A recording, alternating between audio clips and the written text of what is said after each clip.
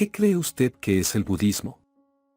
Bienvenidas y bienvenidos a este su canal de espiritualidad y salud mental. En esta introducción del libro Cómo saber si no eres budista, veremos que aunque la esencia del budismo sea muy sencilla, y a veces parece difícil de explicar, el autor aborda el tema pedagógicamente desde los conceptos de los 4 sellos. De una manera didáctica y amena nos adentramos en el apasionante tema del budismo. Escuchémoslo. Introducción. En cierto vuelo transatlántico me tocó el asiento central de la fila central del avión junto a un hombre muy simpático que, viendo mi cabeza rapada y mi túnica granate, no tardó en deducir acertadamente que era budista. Dando por sentado que no comería carne, se ofreció muy amablemente, cuando llegó la hora de comer, a pedirme un menú vegetariano. Y, como el vuelo era muy largo, empezamos, para pasar el rato, a hablar de budismo. La gente suele asociar el budismo y a los budistas con la paz, la meditación y la no violencia. De hecho, muchos parecen pensar que, para ser budista, basta con vestir una túnica granate o azafrán y esbozar una sonrisa. Siendo, como soy, un budista entusiasta, esa reputación me enorgullece, sobre todo en su faceta no violenta, algo bastante excepcional, dadas las guerras y la violencia, especialmente la violencia religiosa, que salpica nuestra época. A lo largo de toda la historia de la humanidad, la religión ha desencadenado episodios de una crueldad extraordinaria. No es infrecuente ver, en las noticias, los estragos causados por el extremismo religioso, aunque creo que, en ese sentido, el budismo jamás ha apelado, para expandirse, al uso de métodos violentos. No obstante, como persona formada en el budismo, no deja de molestarme que el budismo únicamente se asocia al vegetarianismo, la no violencia, la paz y la meditación, porque creo que cuando el príncipe Siddhartha renunció a las comodidades y los lujos de la vida palaciega para dedicarse a la búsqueda de la iluminación, debía ir tras algo más que la pasividad y la vida en el bosque. Aunque la esencia del budismo sea muy sencilla, resulta, no obstante, difícil de explicar. De hecho, su extensión, complejidad y profundidad son casi inconcebibles. Pero, por más que no sea religioso ni teísta, es difícil presentarlo de un modo que no parezca teórico y religioso. Por otra parte, los ropajes culturales de los que ha ido revistiéndose a lo largo de su expansión por todo el mundo han dificultado aún más, si cabe, su comprensión. Tengamos en cuenta que la misma fascinación que acompaña a los ornamentos, las deidades, el incienso, las campanas y los sombreros multicolores puede también distraer nuestra atención de las cuestiones fundamentales. La frustración que me provoca el hecho de que las enseñanzas de Siddhartha no resulten lo suficientemente atractivas se combina, en ocasiones, con mi propia ambición y me lleva a pensar en la posibilidad de reformar el budismo, haciéndolo más sencillo, más exacto y más directo. Pero pensar, como a veces hago, en la posibilidad de simplificar el budismo y de reducirlo a prácticas concretas, como meditar 3 veces al día, usar ciertos ropajes y sustentar determinadas creencias para que el mundo acabe convirtiéndose al budismo, me parece demasiado complicado y erróneo. En tales ocasiones creo que si consiguiera algo semejante, las prácticas darían un resultado inmediato y tangible y habría muchos más budistas. Pero cuando me recupero de semejantes fantasías, cosa que rara vez ocurre, no me queda más remedio que reconocer que un mundo lleno de personas que se llamasen budistas no necesariamente sería un mundo mejor. Hay quienes creen erróneamente que el Buda es el dios del budismo, y también los hay que, aun en países reconocidamente budistas como Corea, Japón y Bután, tienen una visión teísta del Buda y del budismo. Por este motivo, en este libro empleo sin distinción los nombres Siddhartha y el Buda, para que el lector no olvide que Siddhartha no fue más que un hombre que acabó convirtiéndose en el Buda. Es muy comprensible que haya quienes crean que los budistas son los seguidores de ese hombre llamado el Buda. Pero no debemos olvidar que el mismo Buda insistió en la necesidad de no venerar a la persona, sino la sabiduría de quien imparte la enseñanza. También hay quienes creen que la reencarnación y el karma son las creencias esenciales del budismo. Pero tal visión, como muchas otras, está completamente equivocada. El budismo tibetano, por ejemplo, es llamado, en ocasiones, lamaísmo, y también hay quienes no creen que el Zen sea una forma de budismo. Por último, hay personas más informadas, aunque igualmente equivocadas, que emplean términos tales como vacuidad y nirvana sin entender en realidad su significado. En una conversación casual, como la que mantuve con mi compañero de viaje, el no budista puede preguntar, ¿qué le hace a uno budista? Una pregunta muy difícil, porque si la persona está realmente interesada, la respuesta no se adapta con facilidad a las conversaciones de sobremesa y las generalizaciones. Además, suele provocar todo tipo de malentendidos. Supongamos, por ejemplo, que uno brinda la auténtica respuesta, es decir, la respuesta que aclara el fundamento mismo de esta tradición más que bimilenaria. En realidad, uno es budista si acepta las 4 verdades siguientes: todas las cosas compuestas son impermanentes. Todas las emociones son dolorosas. Todas las cosas carecen de existencia inherente. El nirvana está más allá de los conceptos.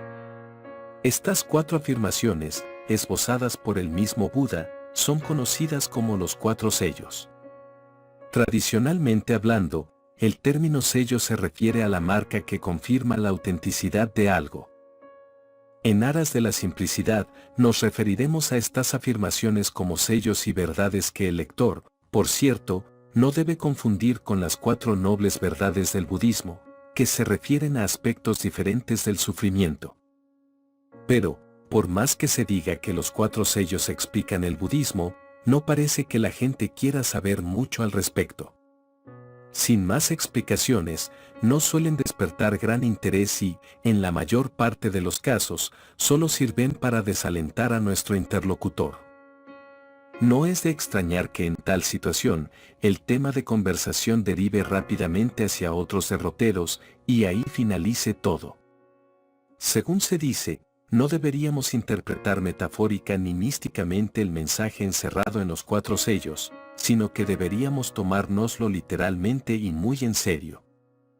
Pero los 4 sellos no son preceptos ni mandamientos. Basta con reflexionar un poco para advertir que no hay, en ellos, mención alguna a la buena o a la mala conducta, razón por la cual no deberíamos tomarlos como una moral o un ritual. Se trata, muy al contrario, de verdades seculares basadas en la sabiduría, la preocupación fundamental del budismo. En este sentido, los principios morales y la ética son completamente secundarios. Hasta el punto de que el hecho de fumar o la estupidez no le impiden a nadie convertirse en budista, aunque ello tampoco implique que se nos conceda licencia para comportarnos de manera malvada o inmoral. Hablando en un sentido amplio, la sabiduría se deriva de una mente que posee lo que los budistas denominan una visión correcta, aunque obviamente la visión correcta no se halla circunscrita al ámbito budista. La visión es, en última instancia, la que determina nuestra motivación y nuestra acción. Ella es, en el camino del budismo, la mejor de las guías. Y si, además de los 4 sellos, podemos adoptar algunas conductas sanas, seremos mejores budistas. Pero ¿cuáles son las razones que explican que uno no sea budista? Uno no es budista si no puede aceptar que todas las cosas compuestas o creadas son transitorias y cree, por el contrario, en la existencia de alguna sustancia o concepto esencial que sea permanente. Uno no es budista si no puede aceptar que todas las emociones son dolorosas y cree, por el contrario, que algunas emociones son placenteras. Uno no es budista si no puede aceptar que todos los fenómenos son ilusorios y vacíos y cree, por el contrario, que ciertas cosas poseen una existencia inherente. Si, por último, uno cree que la iluminación existe dentro de las esferas del tiempo, el espacio y el poder, tampoco es budista. ¿Qué nos convierte entonces en budistas? Usted puede haber nacido o no en un país o en una familia budista, llevar túnica o no llevarla, afeitarse la cabeza o no afeitársela, comer carne y adorar a Eminem o a Paris Hilton, sin que nada de ello le impida ser budista. Lo único que se necesita para ser budista es aceptar que todo fenómeno es transitorio, que todas las emociones son dolorosas, que todas las cosas carecen de existencia inherente y que la iluminación está más allá de todo concepto. Tampoco es preciso, para ser budista, tener continuamente conciencia de estas 4 verdades, pero deben estar en su mente. Uno no va por ahí recordando de continuo su nombre, pero cuando le llaman, responde sin dilación alguna. Así pues, cualquier persona que admita estos 4 sellos, por más que lo haga independientemente de las enseñanzas del Buda e incluso en el caso de no haber escuchado siquiera el nombre del Buda Sakyamuni, puede considerar que se halla en su mismo camino. Al poco de explicar todo esto a mi compañero de avión escuché unos suaves ronquidos procedentes de su asiento y me di cuenta de que estaba profundamente dormido. No pareció, pues, que nuestra charla hubiera atenuado su aburrimiento. Me gusta generalizar y, en este libro, el lector encontrará muchas generalizaciones. Pero me justifico a mí mismo pensando que aparte de las generalizaciones, los seres humanos no tenemos muchas formas de comunicarnos lo que, obviamente, ya es una generalización. Este libro no pretende convencer a nadie para que siga al Buda Sakyamuni, se convierta en budista o practique el Dharma. Por ello no menciono deliberadamente ninguna técnica de meditación, ni hablo tampoco de prácticas ni mantras. Mi principal objetivo, por el contrario, se limita a subrayar aquellos aspectos del budismo que lo diferencian de otros enfoques. ¿Qué fue lo que dijo este príncipe indio que despertó el respeto y la admiración de científicos modernos tan escépticos como Albert Einstein? ¿Cuál es el mensaje que moviliza a tantos miles de peregrinos a peregrinar postrándose desde el Tíbet hasta Bodh Gaya? ¿Qué es lo que diferencia al budismo de las demás religiones? Como creo que las respuestas a todas estas preguntas giran en torno a los 4 sellos, he tratado de presentar estos difíciles conceptos con el lenguaje más sencillo posible. Siddhartha quería llegar a la raíz del problema, razón por la cual el budismo no está ligado a ninguna cultura. Sus beneficios, por otra parte, tampoco se hallan circunscritos a una sociedad, ni se interesan por el gobierno ni por la política. Siddhartha no estaba interesado en los tratados académicos ni en las teorías científicamente demostrables. Le importaba muy poco si el mundo es plano o esférico. Su interés era de un orden estrictamente práctico. Lo único que quería era llegar a la raíz del sufrimiento. Espero que el lector entienda que su enseñanza no es una gran filosofía intelectual que deba ser leída y olvidada luego en un instante, sino una visión lógica y práctica que se halla al alcance de cualquier ser humano. Por ello he tratado de utilizar ejemplos procedentes de todos los aspectos de la vida y de todos los rincones del mundo, desde el enamoramiento hasta la aparición de la civilización tal y como la conocemos.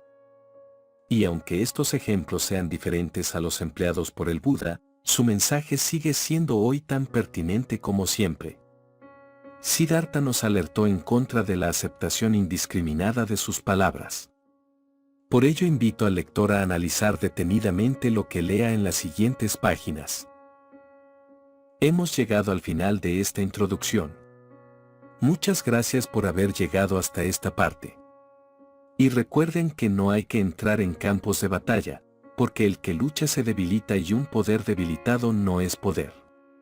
Si te gustó este contenido, suscríbete, habilita las notificaciones y compártelo para seguir creando más material.